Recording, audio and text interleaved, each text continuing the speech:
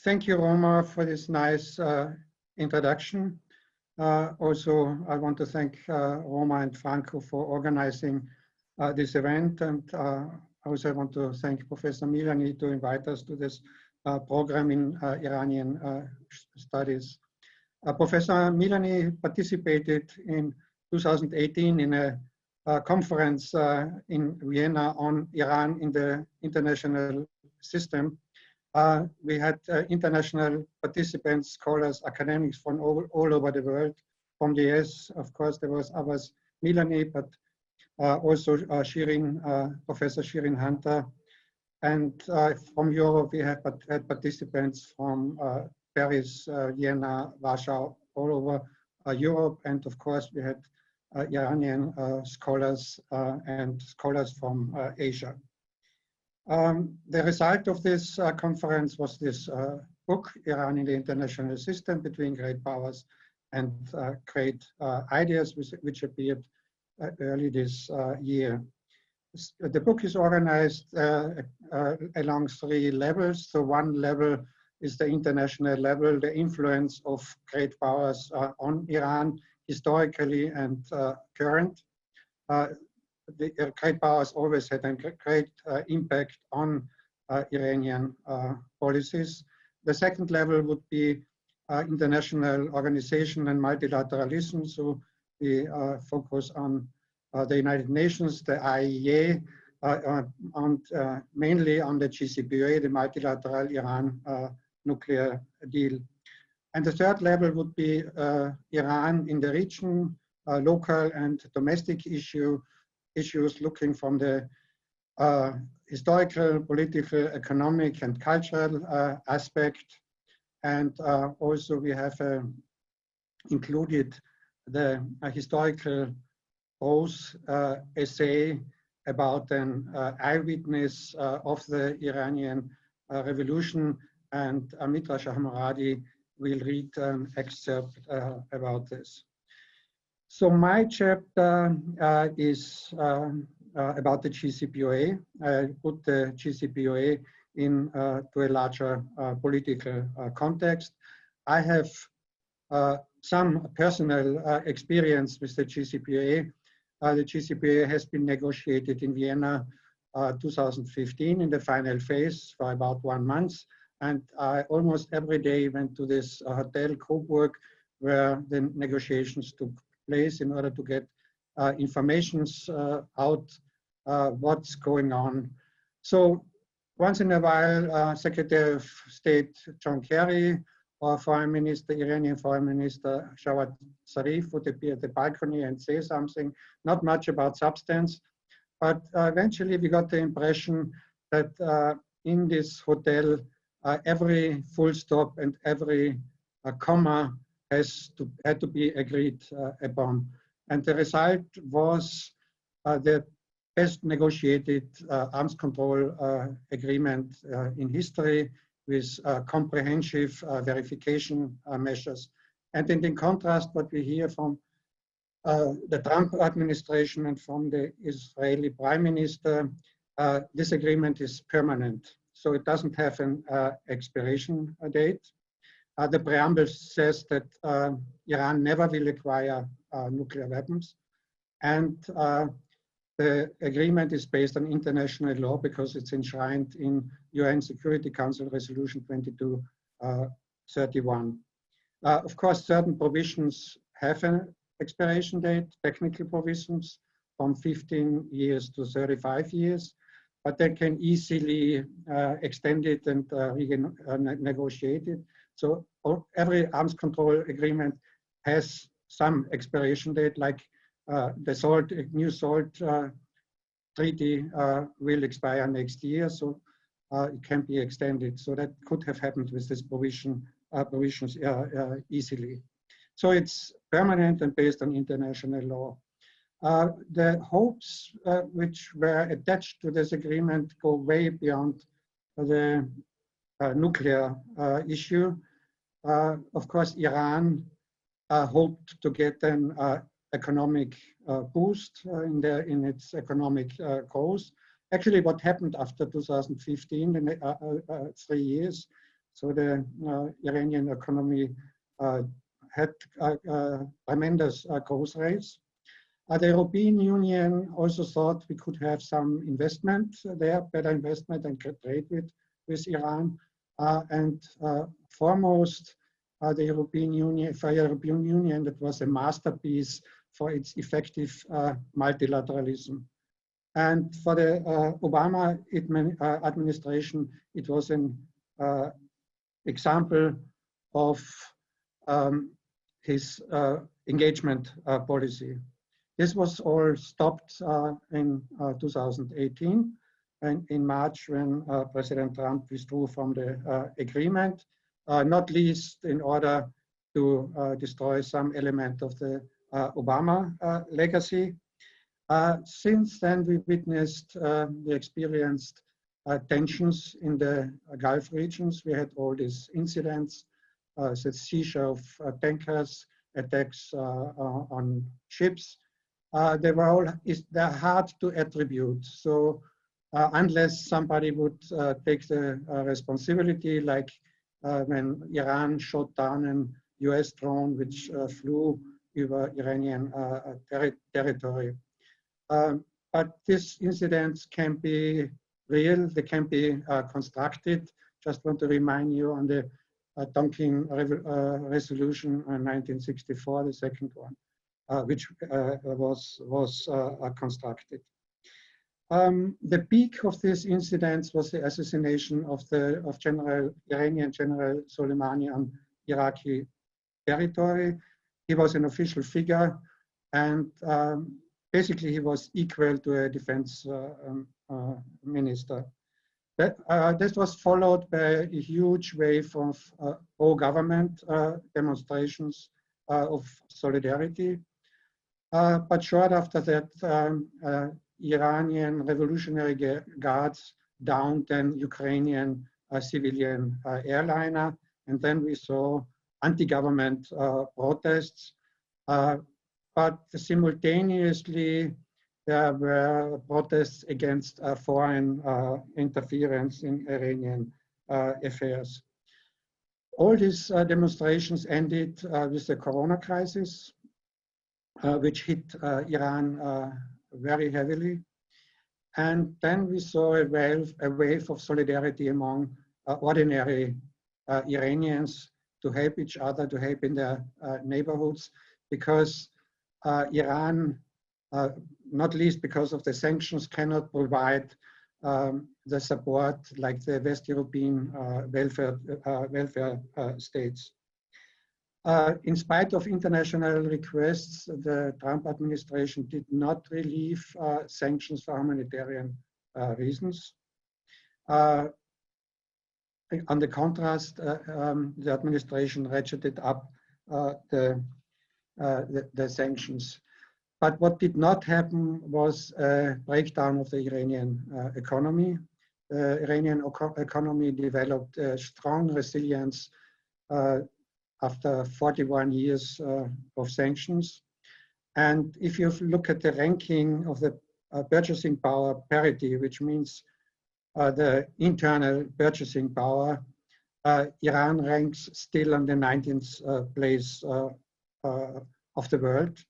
So it fell down from the 12th place to the 19th place because of the huge inflation. But nevertheless, the economy did not fall apart.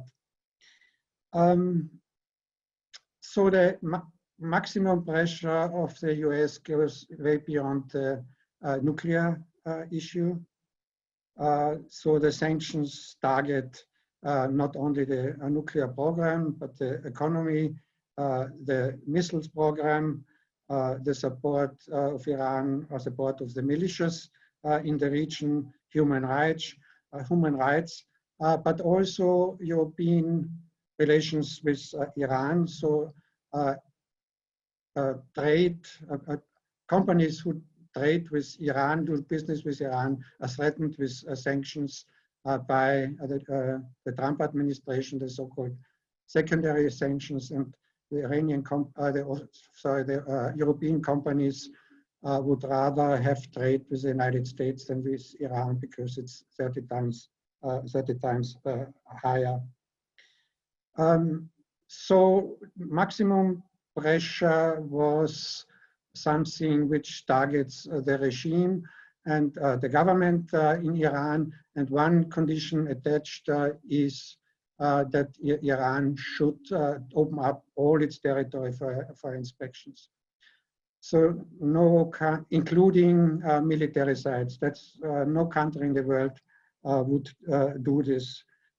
This reminds me on 1914 when Austria requested from Serbia to open up all its territory for the search of the murderer of Archduke Franz Ferdinand. This was the only condition which Serbia did not accept, and that was a pretense for Austria to go to war.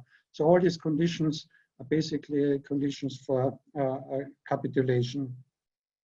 So if it's not to prevent a nuclear weapon in Iran, the best way to do would be the JCPOA. Unfortunately, Iran now is reducing its commitments of the JCPOA as well, because Iran is saying that others did not meet their commitments either, the US and also not the Europeans, to lift the sanctions. So if not the nuclear program is the goal of the maximum pressure, so what is it? So I would argue that it's geopolitical.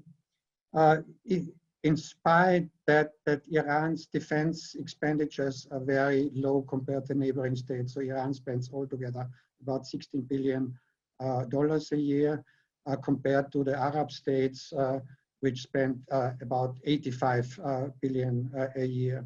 Despite of that, Iran ranks in a geopolitical ranking, global firepower, worldwide on 14th place.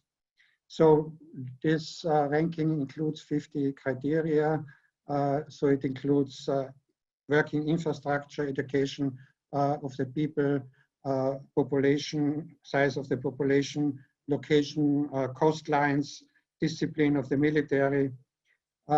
So that's what runs counter to US interests in the Persian Gulf region. And also, of course, Israel and Saudi Arabia might think that this potential might be a threat for them. So I come to some of my recommendations, two of them conclusions. So if the reason, the cause for this tension in the region is hegemonic competition and not so much Iran's nuclear program, what could be a face-saving recommendation? So both sides could renounce hegemony in the region. So that sounds very naive, but we have a historical analogy. And when US President Nixon went to China in 1972 and met Mao Zedong, together with Secretary of State Kissinger. So they adopted the Shanghai Declaration at the beginning of the summit, where both sides renounced hegemony in East Asia. So that was a face-saving document, and Mao Zedong said, I do not want to support all these insurgents in communist insurgents in East Asia anyway. And President Nixon was looking for arguments to get out of the Vietnam War. So if you could apply this analogy to the Persian Gulf, Iran wants to reduce its support for all the militias in the Middle East because it's very expensive anyway. So, and President Trump declared that that he would want to withdraw American troops from the Middle East as well. So the 72 summit was basically the most successful summits of big powers in history. So provided some face-saving possibilities for further negotiations. So my second recommendation is regional arms control negotiations. So Iran's missile program seems to be of concern for the Europeans, the US, and the regional states, even though I have to say Iran's missiles cannot neither reach the United States nor Europe. However, it is an issue, but that could be addressed in regional arms control negotiations, which include all regional powers. So Saudi Arabia's missile program is already more far-reaching than that one of Iran. Saudi Arabia's missiles have a range of 2,500 kilometers.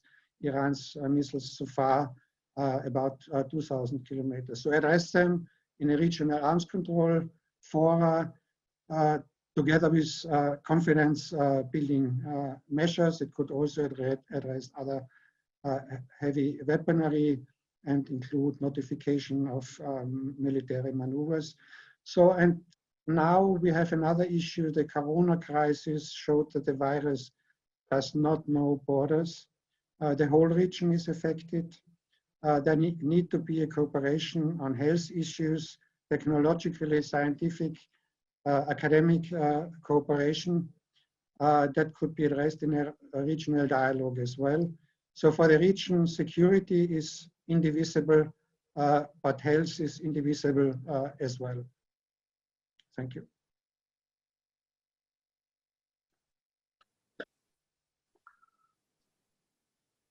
So I guess it is my turn. Yes, please. Yes, thank you. Well, first of all, I want to thank Professor Gärtner and Shahmoradi for including me in that remarkable conference. Walking around the University of Vienna is literally like walking around the who's who of modern intellectual history, economic history.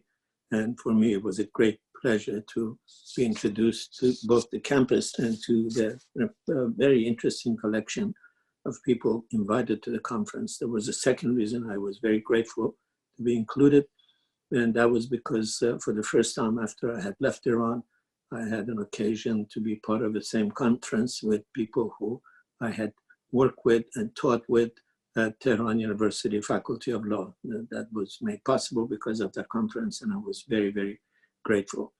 The subject of my paper in this collection, and it is a fascinating interdisciplinary collection of essays, as the conference was, is about the difficulties that Iran is now facing in finding its place in the international system.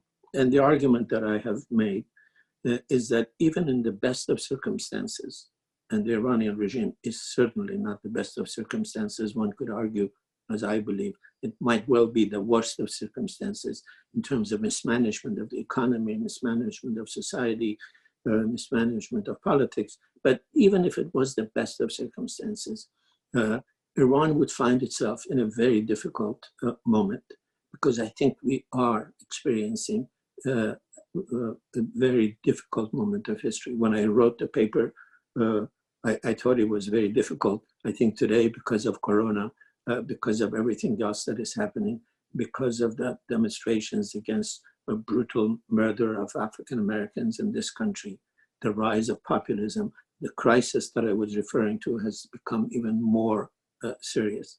But the crisis I was referring to is both a global crisis and very specifically an Iranian moment of crisis.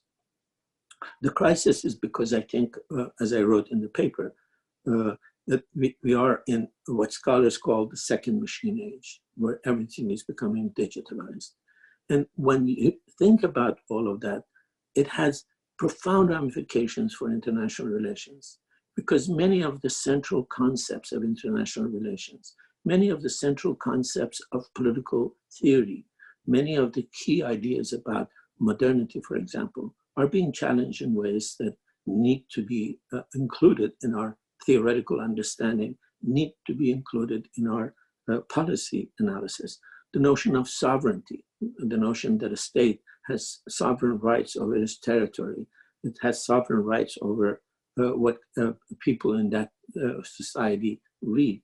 The notion that we are sovereign over our own intellect and our own thoughts are being challenged. The notion of private and public, the notion of borders are being completely, as Professor Gärtner mentioned, being challenged. So we are living in a very important moment where globalism is being questioned in ways that has never been before, and where many of these ideas coming from the second machine age are changing the international system and are bringing about a new, I think by necessity, a new sense of what the new international order would look like. Iran is facing itself, facing this moment, after having experienced, in my view, three of the most important tectonic shifts in its domestic politics for the last 2,000 years. It is a remarkable thing to say, but I think, I believe it, that over the last 100 years, 150 years, Iran has experienced three shifts, domestic shifts, that have completely changed the fabric of Iranian society, the fabric of what it means to be an Iranian, the fabric of what it means to refer to Iran. First is the massive change in the position of women. I talk about this as three migrations, 3 millennium important, epochally important migrations. One is a massive migration of women from inside the house to the outside, from Andarun to Birun. In the book, in the article, I refer to Farzaneh Milani, who has talked about this as one of the 3 revolutions in modern Iranian history. I talk about it as one of the 3 epochal shifts in the fabric of Iranian society. The second one, no less important in some ways, at least as consequential, is the changes brought about by the land reform. Feudalism ended in Iran essentially in 1963, and you have one of the most massive migrations domestically from the country to the city. Iran went from being a country 90% village-based to a country that today is about 25% village-based. A process that took maybe 200, 300 years in Europe to go through has in Iran happened within the span of 40, 30 years. And in that 40 years, you have this massive migration to the city of people from the country who had brought their own cultural ethos to the city, and they had brought this cultural ethos to the city under conditions where political discourse, political free discussion was not permitted in Iran. The only force from 1960s, when this movement was happening, the only force that was more or less free to engage in public discourse, to have its own schools, to have its own centers for collecting funds, were the religious forces. And thus they began to organize this massive movement. And thus in 1979, when revolution was about to happen, they were the most organized. They were the ones most ready to mobilize them. And the third migration that has happened, again, I think is the most massive migration in history in terms of the percentage of the population, is the migration of Iranians into exile. Iran now has a diaspora, unlike it has ever had in the past. And it's a diaspora that is very active economically, it's very powerful economically, scientifically, scholarly, entrepreneurially, and they are very much an integral part of what is going to happen to Iran and how Iran's future will be negotiated. So at a very crucial moment in history, Iran is trying to find its place in this new order with a regime that is, in my view, increasingly, incredibly incompetent, but also at the moment of its cultural history, of its political history, of its economic history, that is fraught with many, many historic changes and dislocations. Thank you very much. Is that okay? Yes, that's great. Thank you. Okay. Why are you so far away? Why didn't you hold me? But I see your splendor and your beauties. But I see your mighty mountains. But I smell your fragrant flowers. But I see your old trees. But I see your reddened sky. But I feel your warm sun. But I see your fertile earth. But I see your familiar people. Why didn't you want me? Why didn't you keep me, my country? I would like to thank Professor Milani and his wonderful team, and I'm very glad to be with you. My name is Mitra Shahmoradi. I come from Iran, Abadan, and I'm living for 41 years in Vienna, Austria. I write my poems and essays in German. I translate some of them into Farsi, and my American colleague, Mark Klenk, translates them into English. For our book, Iran in International System, I also wrote my essay first in German, and he translated it into English. Now I'm going to read a very short version of my article in the book in English for you. This is the narrative of a young student, Sepide, who lived during the time of the Iranian Revolution in Tehran.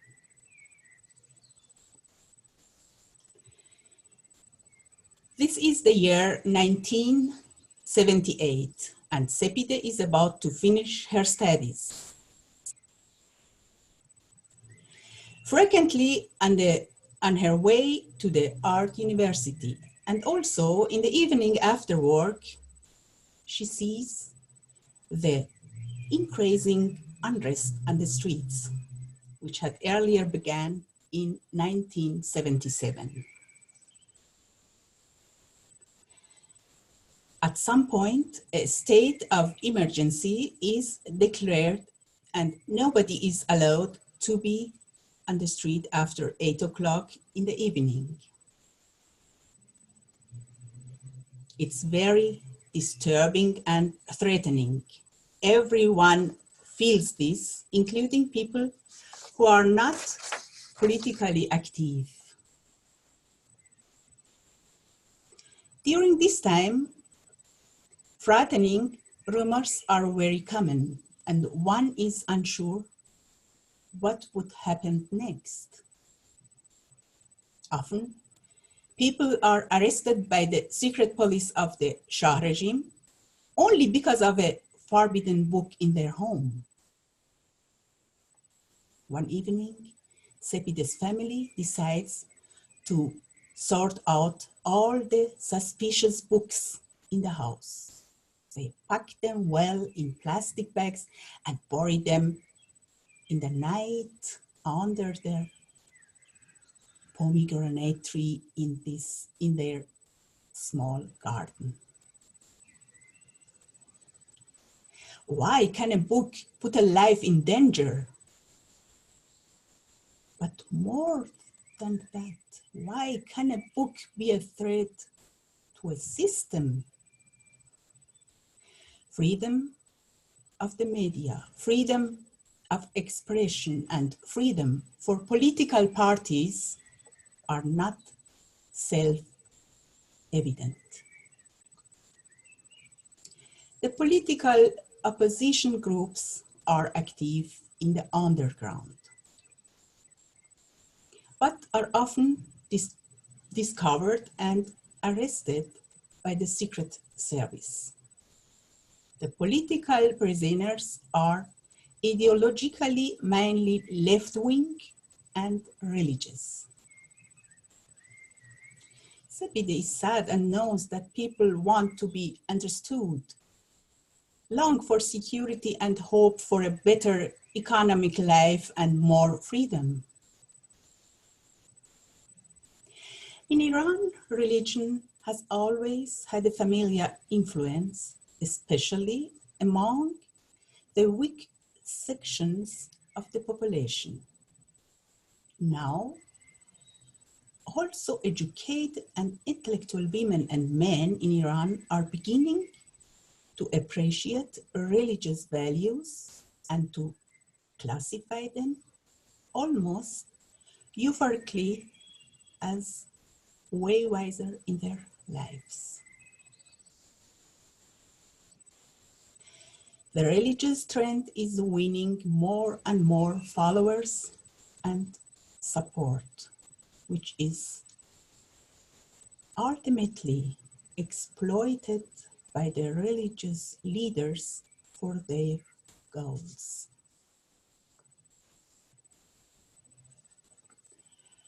Unexpectedly, I feel a warm mist around me, like a transparent veil, soft and fragrant like jasmine.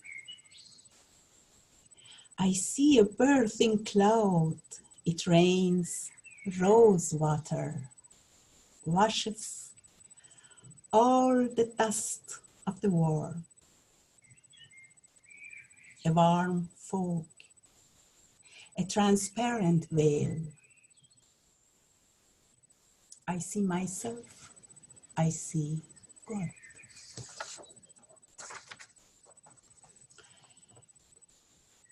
Sometimes before the revolution, Sepide noticed certain changes. At the universities, some female students are beginning to wear headscarves. The headscarf becomes a sign of freedom, a symbol of equality for women, rich and poor alike. Interestingly, the students with their headscarves are part of an overall movement against the Shah regime, against the perceived imported Western influence and for self-determination connected with the search for their own culture, values, and new identity.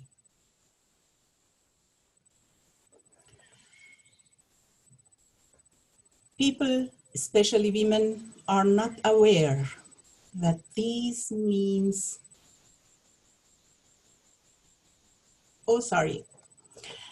these external forms have been used by women as a means of protest. People, especially women, are not aware that these means can later be used to oppress them, such as clothing regulations. Sepide is witness of this time and knows that women are an essential part of this movement and that they are equally involved in shaping the revolution. She soon realizes that there are winners and losers among women within the new system. Those women who do not feel bound to religious traditions and had certain personal freedom in the previous system must accept massive restriction in their daily life under the new order.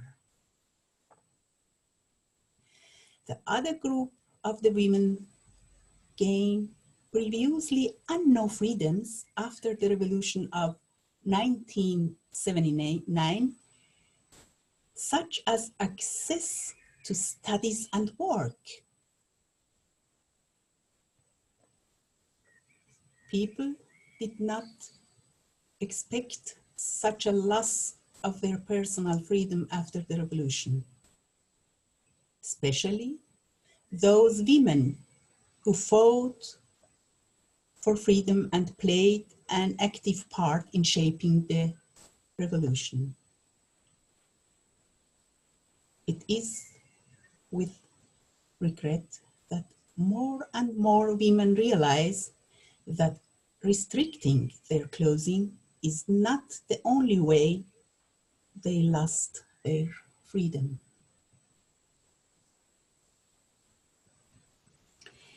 Surprisingly, CPD has to watch how soon after the revolution and the beginning of the Islamic Republic, many people begin to leave Iran. Over the years, more and more people go into exile. The largest diaspora in Iran's new history. Many young people are reluctant to leave their family and their homeland to go abroad to study or work.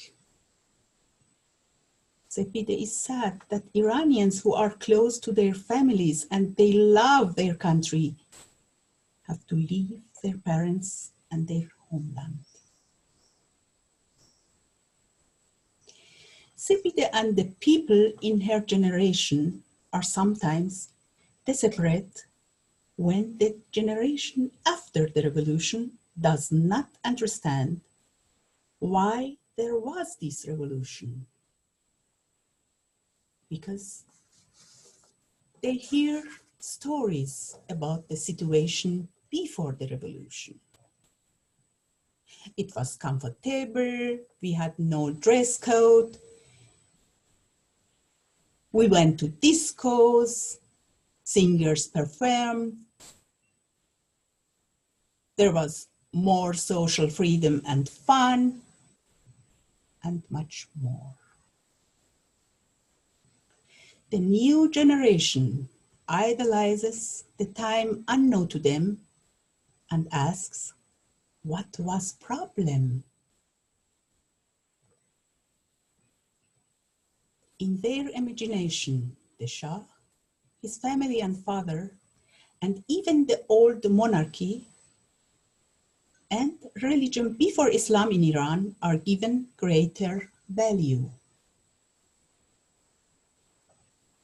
Sepide remembers the last speech of the Shah. I leave my country, Iran, so that no more blood will be shed. Now, after 40 years, Sepide hears from the Iranian intellectuals who were then against the Shah,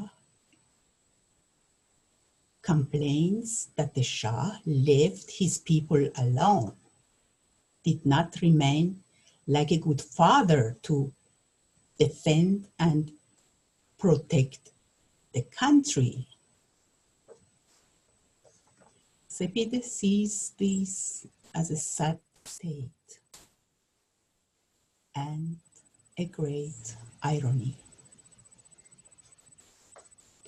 Sepide always carries a special memory within herself of the short, wonderful time in Iran, immediately after the victory of revolution, in which there really was freedom.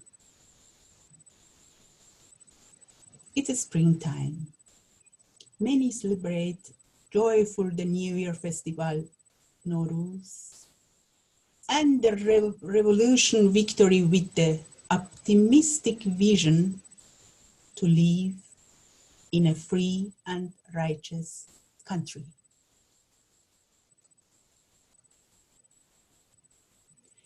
When did the sun disappear?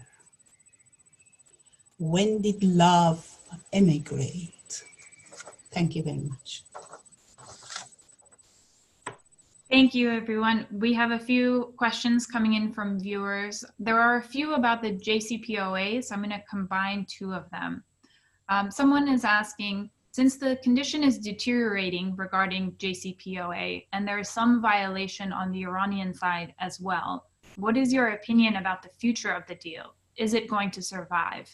And another viewer asks, do you think the JCPOA could be revived if there is a new administration in the US next year?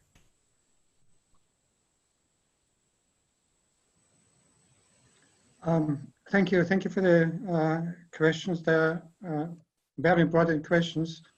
We can really be skeptical whether the JCPOA will survive.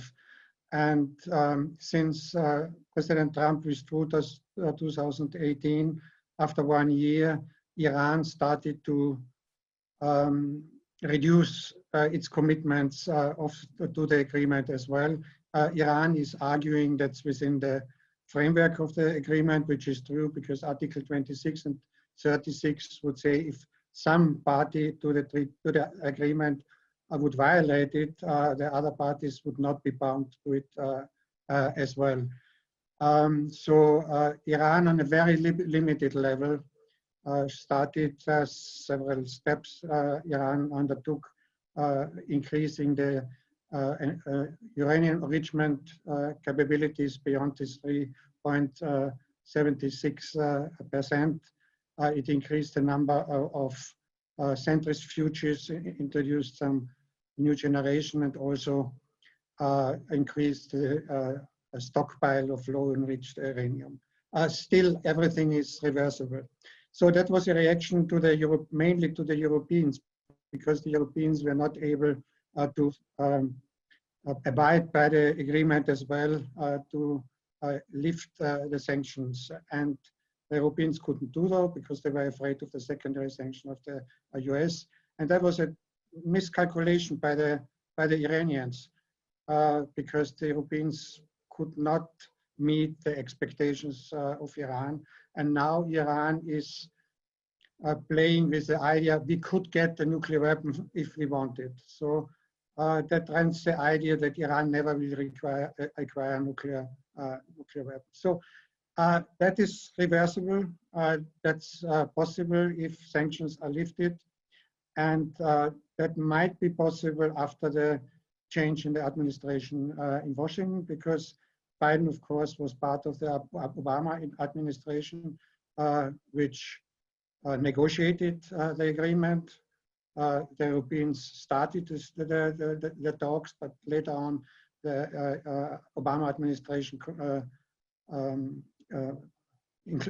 was included in the negotiations, and finally, that was an important contribution by the US. So I don't think that a Biden administration would go back to this, but the Biden administration would attach several other, probably other conditions to the agreement, maybe not dissolve the agreement altogether, but negotiate some extensions of some provisions.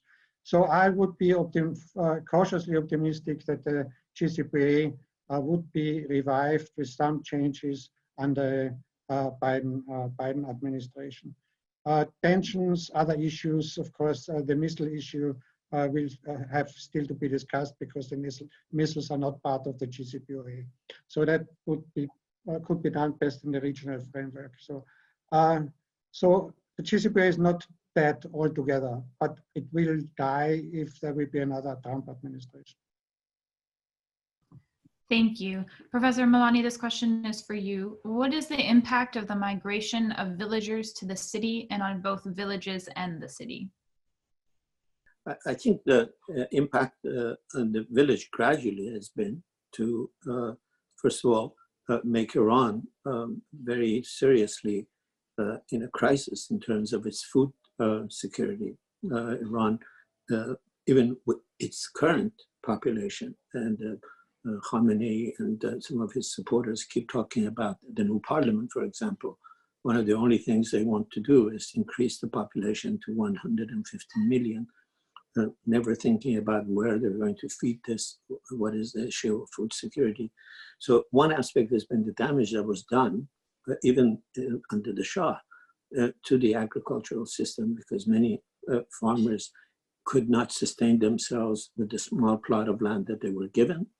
And furthermore, the new monies that were coming in, the petrodollars that were coming in, made the cities a magnet. This is a pattern that has happened in other petrol-rich countries.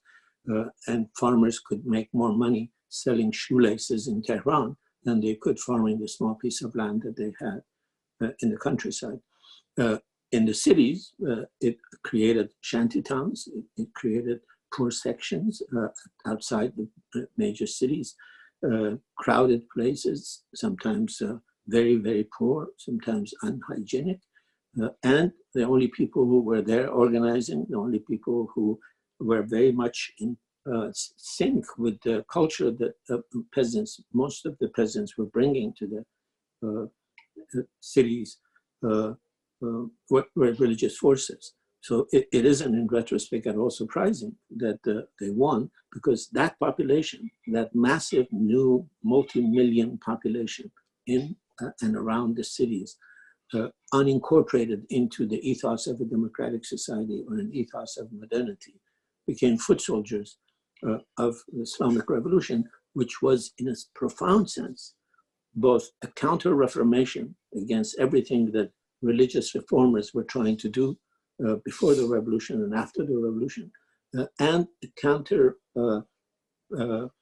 revolution against the values of the constitutional revolution. And now, I think the turmoil that we see in Iran in the last 40 years is partly the result of the fact that many of the forces that brought the revolution, many of the forces that thought through the revolution they would get a republic, more freedom, more independence, are finding that none of this has realized. Iran has become more independent, more dependent on Russia, more dependent on China. Iran's economy has been turned into a basket case, and thus that population that became the foot soldiers of the revolution last year took to the streets and became the foot soldiers of the next change. So much of these poor new urbanites have turned against the regime that Mr. Khamenei had to reinterpret the very concept of mustazafin. They used to refer to these people who have come to the country, from the country to the city, who were deprived, as the mustazaf. Now he said, no, these are not the real mustazaf. People took to the streets. You, the police force, the Basij, you are the true mustazaf. So it has really changed the fabric and continues to change it. Thank you. Professor Shahmoradi, this is a question for you. A viewer says, thank you very much for your great speech. Their question is, what do you suggest for young Sepides in Iran who are born after the 1980s? What can they do to help change the situation? I don't think so that we can tell them how they can change the situation, but we can explain them why we had our generation do it.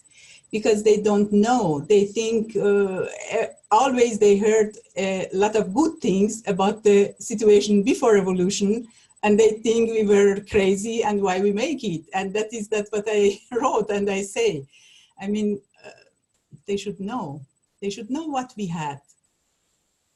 If now it's not better, it doesn't mean that it was that time very good and we were all crazy to make a revolution. This revolution was from everybody. It was from all the people, not only the religious people. And that is what I say. They should know. They should know. And what they, how they live now, I cannot explain how they live. That is what I think. Thank you. I think this is a question maybe all of you might want to comment on. The viewer is asking, how can the US build relationships and demonstrate goodwill towards Iran's citizens in a way that would not be immediately rejected by the regime?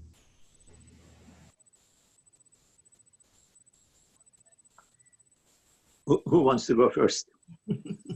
Professor Milani, please. Okay. First of all, I think we have to establish one important fact. There is relationship between people, and then there is relationship between governments. The relationship between governments need not always be the same as the relationship between people. Furthermore, I think there isn't one Iran. There is the Iran of Mr. Khamenei, who is absolutely intransigently, unabashedly anti-American, and doesn't seem to want to normalize relations. He has used every occasion that he's had, including the period before the Trump administration came, to make sure that the nuclear deal did not translate to normalized relations with the United States. But in Iran, there are other people who are trying to normalize relations. There were people in that Vienna conference from Iran who understood that the normalized relations with the United States is not to the detriment of Iran. So I think if any administration wants to establish normalized relations with Iran, for example, if they want to encourage the Iranian people to fight for their rights, they should show that they are on the side of the people. The Trump administration's ban, for example, on the travel by Iranians, for example, to me is extremely counterproductive.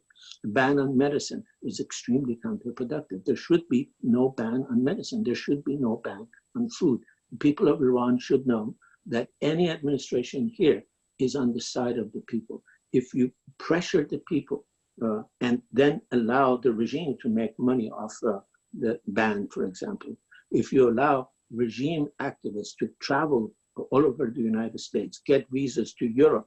We now have this judge who has gotten a visa to Europe, and nobody knows who gave him, whereas Iranian students can't get visas. That kind of a thing has to change, and the Iranian people have to know that they have a friend, not just in the people of the United States, but also in any prudent administration in Washington.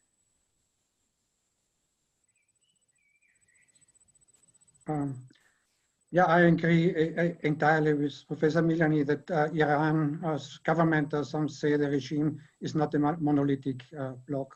So there are several fractions, and the Iranian political system is very complicated, and I guess Professor Milani could lecture one semester to explain the Iranian political system.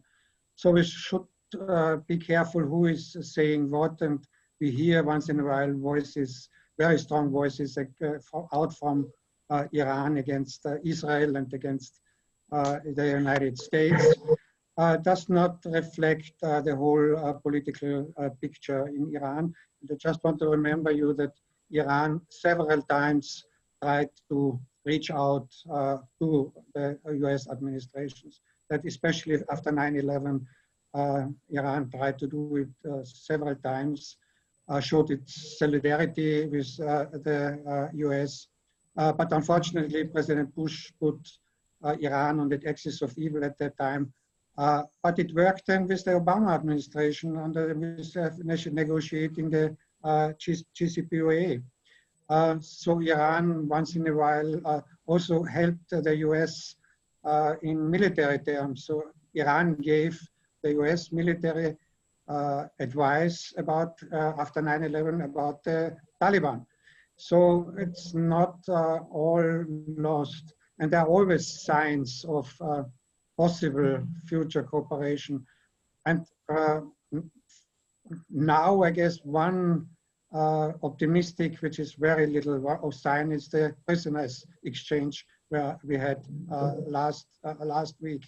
So this could be built upon. Iran has so there are isolationists in Iran who do not want to have contacts with the United States altogether. But there are also those who are open, and the Revolutionary Guards have several factions as well. So some call for the destruction of Israel once in a while. Others want to have an open economy because they're entrepreneurs. They want to have investment, they want to make money. So the West and the US administrations have to be careful what they are doing. Right now, they are pushing Iran. They're pushing Iran to the hardline, to strengthen the hardliners. So we see it already in the parliament where the hardliners have a majority. So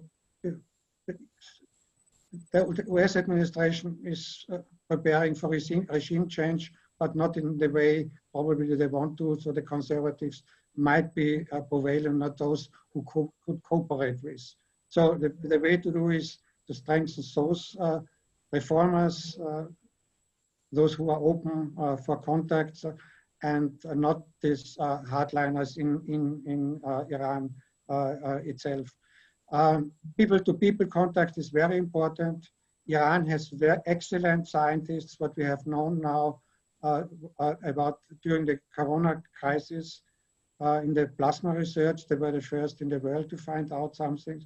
So we should not reject Iranian cooperation on the level of academics, science, technology, that might at some point, if the political conditions are appropriate, spill over to the political level.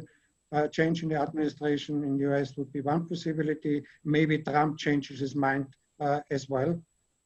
Can be so as he changed his mind toward North Korea at some point.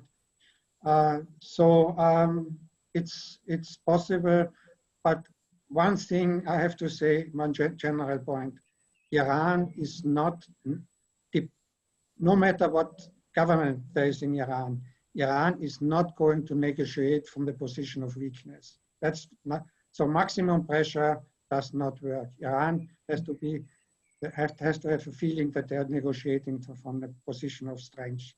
So that has to be respected, and then some cooperation might be possible. May I just add one sentence, if I may? Sure. One sentence.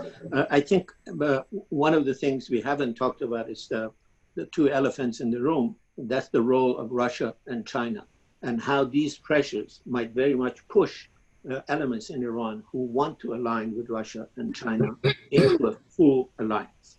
Thank you. Thank you. We have a few questions about Iran's relations to other countries in the region. One viewer is asking if Professor Gärtner could elaborate more on Iran wanting to reduce its commitments to its non-state partners in the region. Is this the view of conservatives in Iran as well?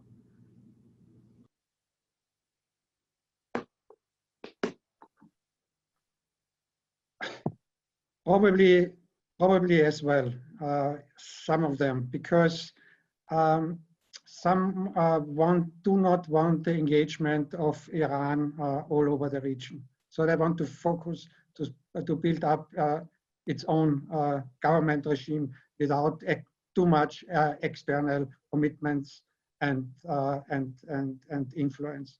That's possible, but we do have hardliners who have the opposite view and say we need all this to support all these non-state actors, militias, because we need a second line of defense, which sounds a little bit reasonable because Iran's defense expenditures is very low and the conventional weapons are not very modern, in spite of that what Iran is pretending, so that they are very modern. So they need some support from non-state actors.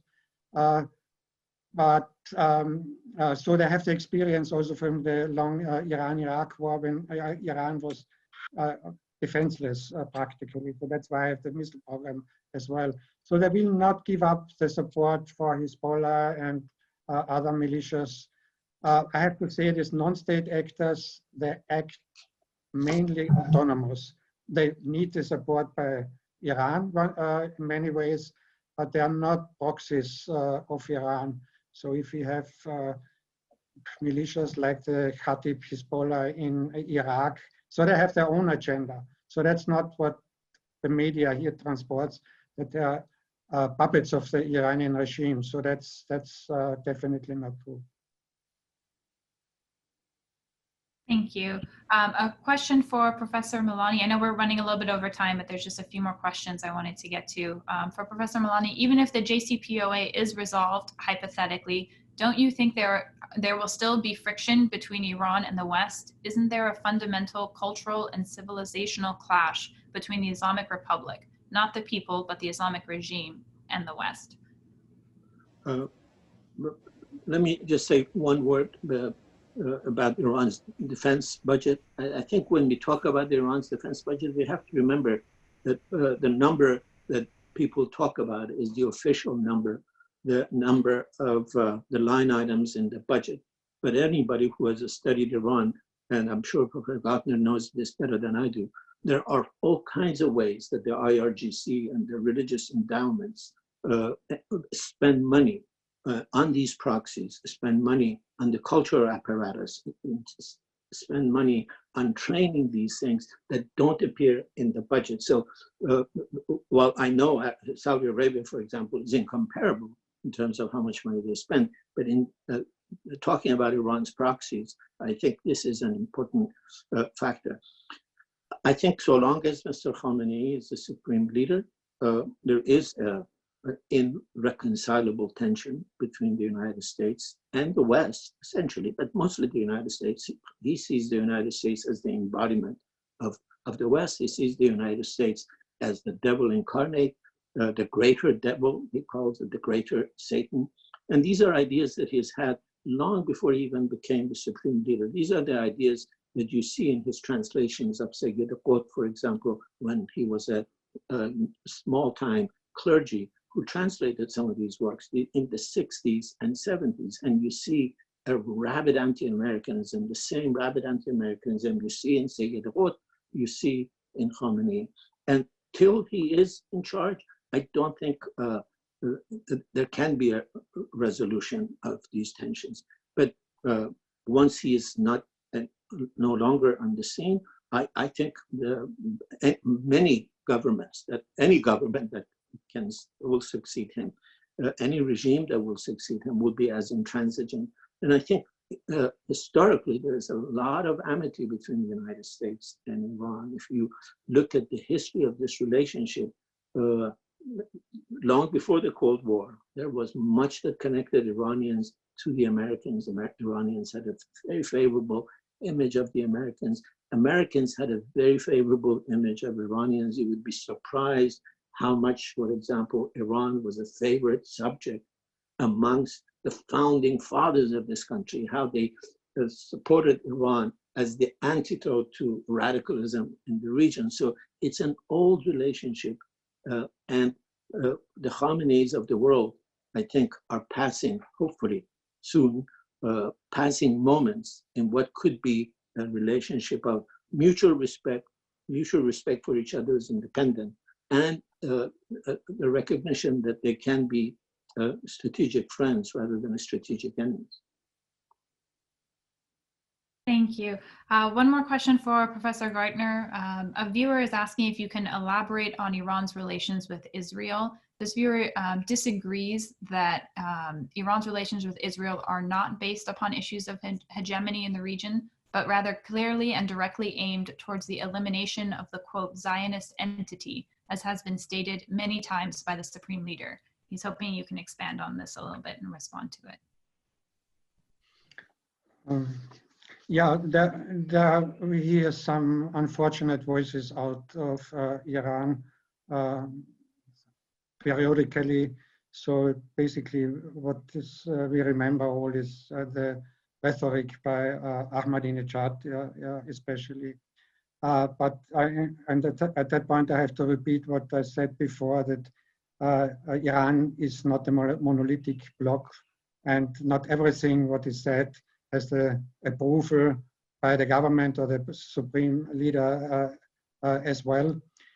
So that's some bad language we hear. Others would disagree in Iran. And but Iran does not have, so whatever the rhetoric is, doesn't have the capability to destroy Israel. So Israel has a much more modern army. Israel has nuclear weapons. So we shouldn't take it too seriously, but unfortunately the last couple of years, the last year, we heard voices from many sides which called for obliteration, extinction of the other side. So we hear several voices out of Israel as well, that the tentacles of Iran should be cut off. President Trump spoke about the obliteration of Iran, the destruction of cultural goods. So that's a bad language, which could lead to a self-fulfilling prophecy. So I hope in Iran, those who have a more moderate language and rhetoric would basically prevail. Otherwise, everybody would refrain to these quotations, what you, the person who asked the question was saying. Yeah. All right. Thank you. I know we've run over time. If anyone has any more comments they'd like to add, please do. But if not, I think we can end here. Thank you all. We're receiving a lot of comments thanking you all for your talks. Professor Shahmoradi, people are thanking you for your beautiful reading. We at Iranian Studies thank you all for participating this morning, and we look forward to talking to you soon. Thank you. Thank you. Thank you. Goodbye. Goodbye.